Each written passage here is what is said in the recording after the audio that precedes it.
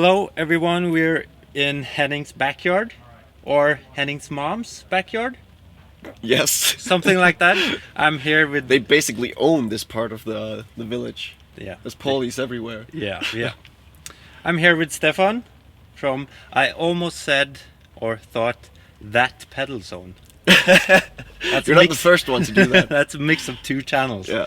The pedal zone, and I did yesterday. I did this Vogue thing with RJ. 10 questions with RJ. Today's you. I'm honored.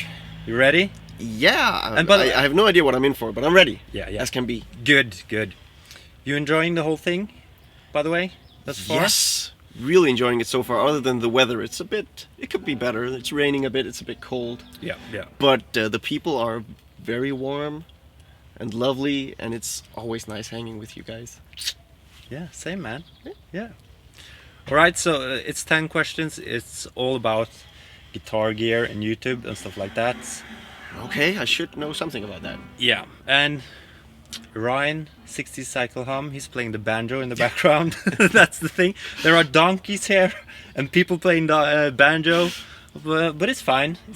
It's all good. It all counts for a unique experience. Yeah, that's for definitely. All right, Stefan, the first question is, why did you start a YouTube channel? Why did I start a YouTube channel? That is a great question. Because I'm actually a fairly shy guy that likes to just keep to myself and do my own thing. Yeah. I think the reason why I actually started a YouTube channel is because I actually wanted to learn videography. Yeah. And I felt that was a really nice way to get into that, combining a hobby that I liked, Yeah. messing around with pedals, and just filming me doing it. Yeah.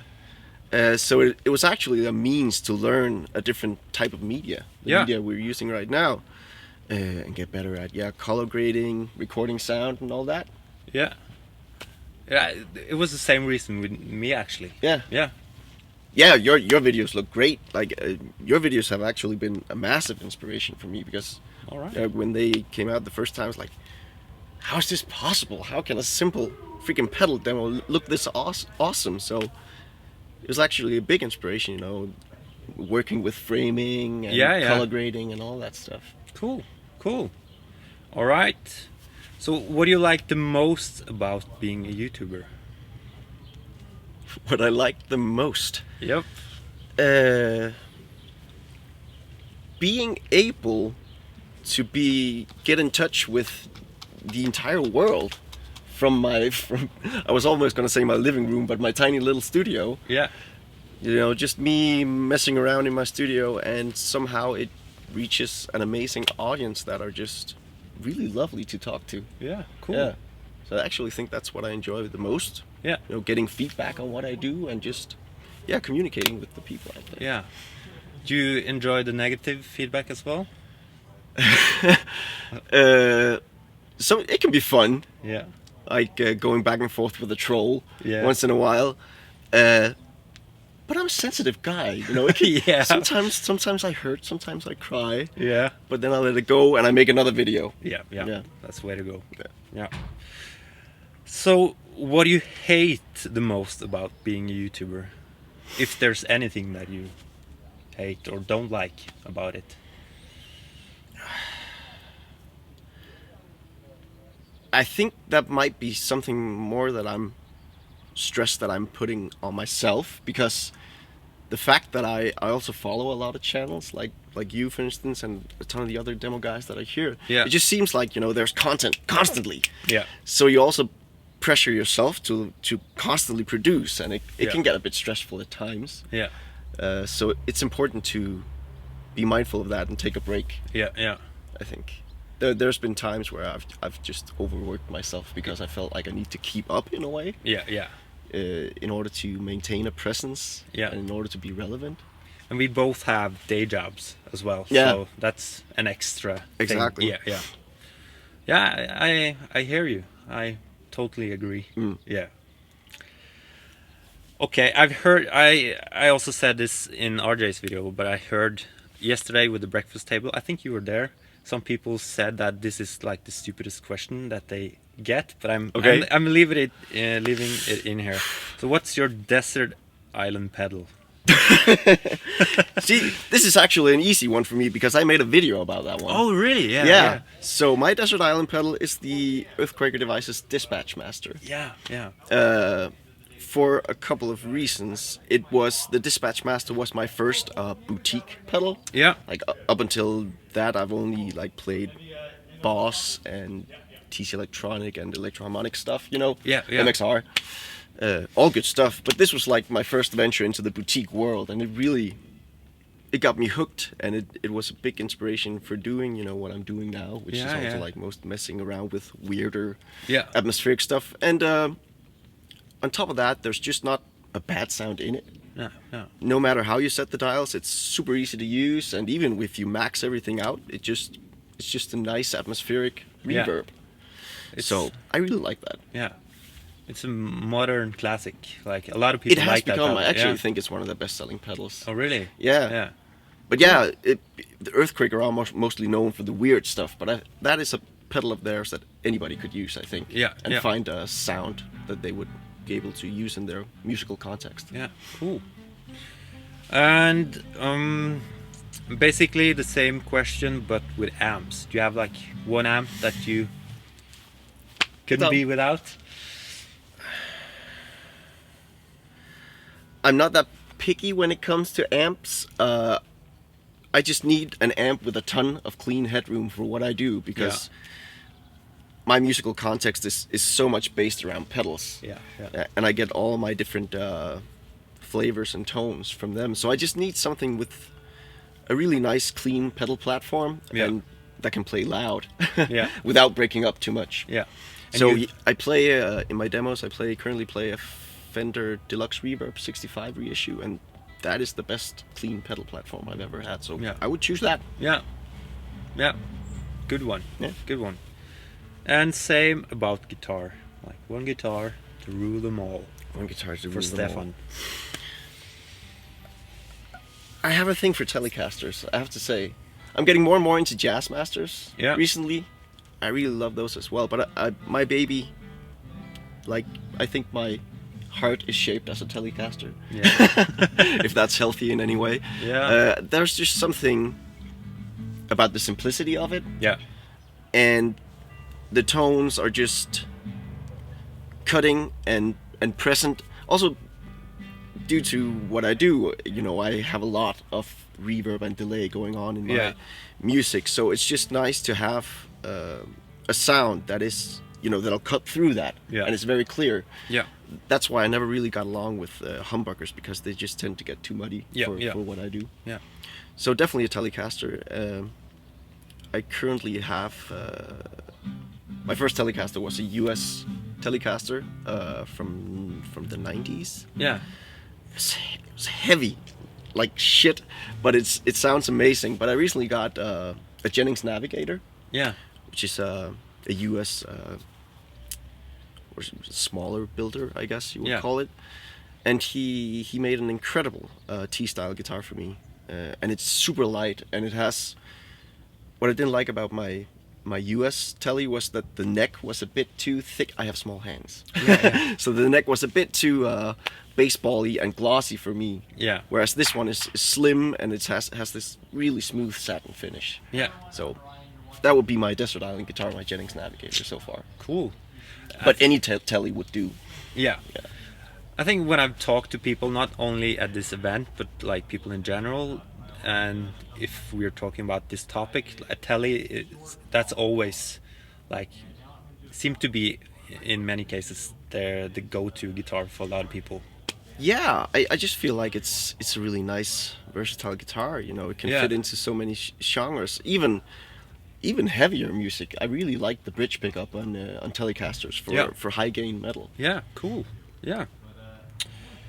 All right, we're at question number 7. All right. Ready for that one? Yes. Yeah. If you had a signature piece of gear, what would that be? A signature piece of gear. You know, that's the thing now. YouTubers, they have they have signature guitars and pedals, you know. It could happen. It would just be like an always on 100% wet hall reverb, something. Yeah. You couldn't turn it off. Yeah. It would just drown your sound out in amazing ambience. No foot switch. Like, No. it's always on. It's always on. If Yeah. you have it in your signal chain, you're playing ambient music. Yeah, it does. I don't know, man. Yeah. I don't know, because I actually I don't know what I could bring to that scene, because I love where the pedal scene is at the moment. For me, there's so much awesome stuff going on. It really is like the golden era. Yeah, yeah.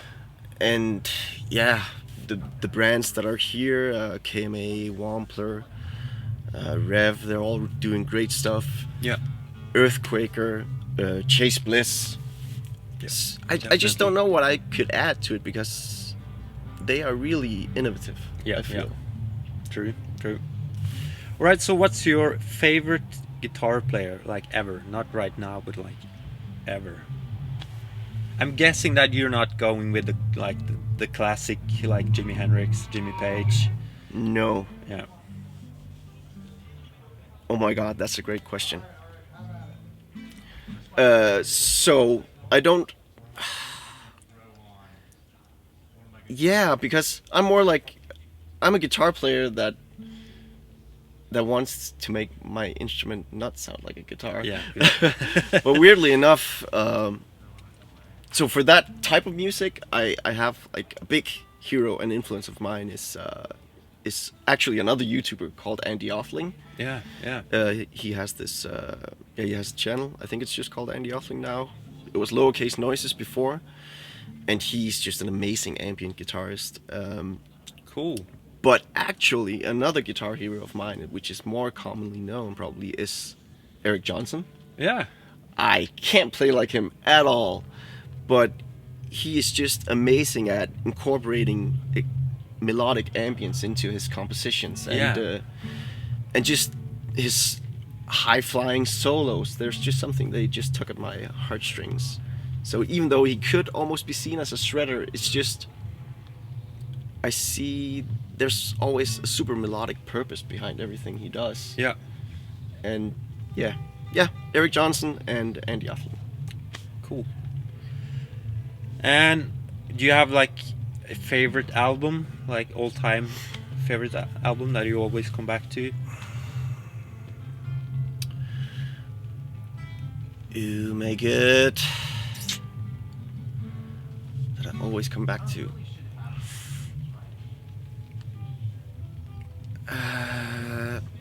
That would be Beatles, Sgt. Pepper.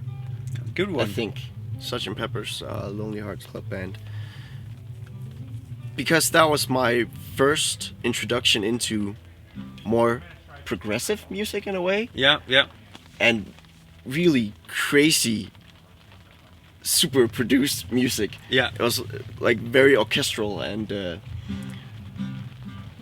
I remember hearing A Day in the Life for the first time, and it just suddenly cuts from one part to another part that is so different from the first. And that was, yeah, I keep coming back to that album and just finding new tiny sonic details that I really like. Yeah. It was a really pivotal like turning point in my musical insight. Cool. Yes. Church bells. Church bells. Yeah. That's also a thing here. Donkeys, church bells, banjo. What's next? I don't know. Yeah, what's next? Okay, so last question is, if you could walk away with any piece of gear from 42 Gear Street, Yeah. that we.